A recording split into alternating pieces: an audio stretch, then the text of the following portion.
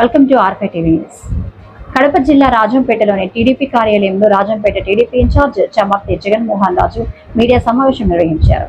ఈ సమావేశంలో ఆయన మాట్లాడుతూ వైసీపీ నేతలు ఉనికిని చాటుకోవడానికి వెన్నుపోటు అంటూ ఫేక్ ప్రచారాలతో ప్రజల ముందుకు వస్తున్నారని, 2 ఏళ్లు ప్రజారంజితమైన పాలన అందించి మా టీడీపీ ప్రభుత్వం సంబరాలు చేసుకుంటున్నామని, ఏపీ ప్రజల భవిష్యత్తుపై వైసీపీకి నిర్దిష్టమైన ప్రణాళిక లేదని ఆయన ఈ సందర్భంగా అన్నారు. ఈ కార్యక్రమంలో పలువురు టీడీపీ నాయకులు, టీడీపీ కార్యకర్తలు పాల్గొన్నారు.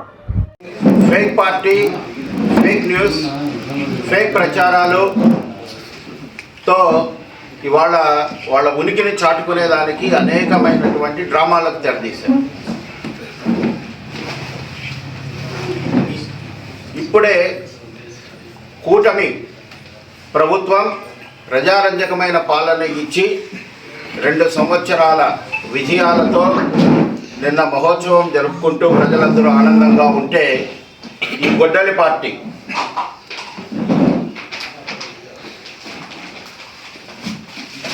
వెన్నుపోటుకు 2 సంవత్సరాలు అన్నటువంటి కార్యక్రమాన్ని నిర్వహిస్తూ ఉంది. నేను ఒకటే ప్రశ్నిస్తున్నా, మీరు వెన్నుపోటు పాలన అన్నారు. ఈ పాలన ఇచ్చింది ఎవరు? ఆంధ్రప్రదేశ్ ప్రజలు. ఆంధ్రప్రదేశ్ ప్రజలు ఇచ్చినటువంటి తీర్పుకు మీరు వెన్నుపోటు అని పేరు పెడతారా? ఎవరికి వ్యతిరేకంగా ఇచ్చినటువంటి తీర్పు? మీ ప్రభుత్వానికి వ్యతిరేకంగా ఇచ్చినటువంటి తీర్పుకు మీరు వెన్నుపోటు పాలన అని పేరు పెడతారా? వాస్తవంగా ప్రజలు పోటు పొడిచింది మిమ్మల్ని కాదా అని నేను ప్రశ్నిస్తున్నా. అలాగే మీరు ప్రజల ముందుకు వచ్చేదానికి అర్హతలు లేనటువంటి ప్రభుత్వం, తుగ్లక్ పాలనను మించినటువంటి ప్రభుత్వం. ఒక అమరావతి విషయంలో తీసుకున్నాం. మీరు 14-19లో ప్రతిపక్ష పార్టీలో ఉన్నప్పుడు అమరావతి గురించి ఏం మాట్లాడారు? 30,000 ఎకరాలతో అమరావతిని మనం నిర్మించుకుంటామన్నారు. పాలనలోకి వచ్చారు. పాలనలోకి వచ్చిన తర్వాత తూచన్నారు. 3 వికేంద్రీకరణ చేస్తాము, 3 రాజధానులు నిర్మిస్తామన్నారు. నిర్మించారా? రాజధాని లేకుండా చేశారు. మళ్ళీ ప్రజలు మిమ్మల్ని బంగాళాఖాతంలో కలిపితే ఈ మధ్యలో మళ్ళీ ఏం మాట్లాడుతున్నారు? 3 రాజధానులు వద్దు, తూచ్ అని చెప్పి మళ్ళీ మా విగన్ అని కొత్త ప్రతిపాదన తీసుకొచ్చారు. అంటే మీకు ఆంధ్రప్రదేశ్ ప్రజల భవిష్యత్తు పట్ల ఒక నిర్దిష్టమైన ఆలోచనలు లేవు. ఇటువంటి వాళ్ళు మీరు మాట్లాడేటటువంటి అర్హత లేదు. పోలవరాన్ని పక్కదోవ పట్టించలేదా?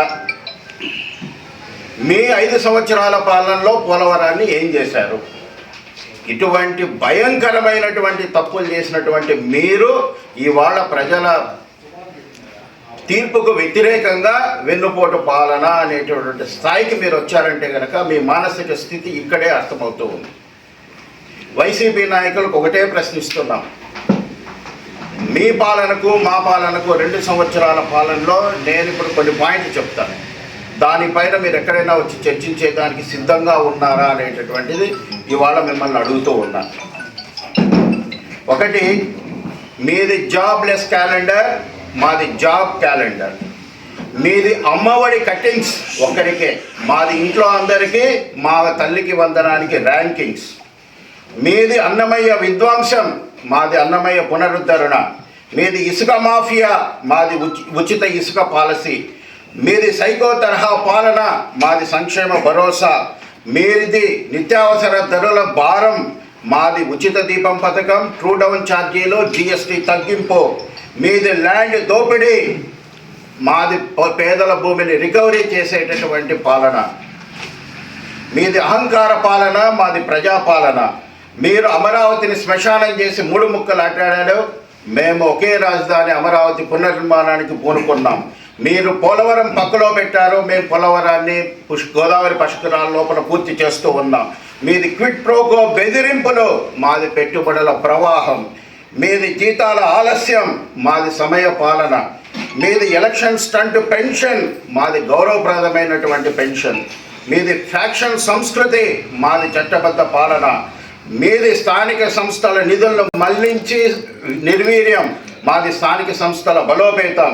మీది నకిలీ విత్తనాల అరాచకం, మాది రైతులకు రెట్టింపు అన్నదాత సుఖీభావ పథకం. మీరు జే బ్రాండ్ లిక్కర్ దోపిడీ, మారి పారదర్శక అత్యుత్తమ బ్రాండ్ల నకిలీ మద్యం పంపిణీ. ఈ విధంగా ఇన్ని కంపారిజన్లతో ఇవాళ కూటమి ప్రభుత్వం 2 ఏళ్ల పాలనను పూర్తి చేసుకునింది. నేను ఒకటే సవాల్ విసురుతున్నా, మీరు ఈ పాయింట్ల పైన కానీ ఏ పాయింట్ పైన కానీ బహిరంగ చర్చకు వస్తే గనక నిరూపించడానికి మేము సిద్ధంగా ఉన్నాం.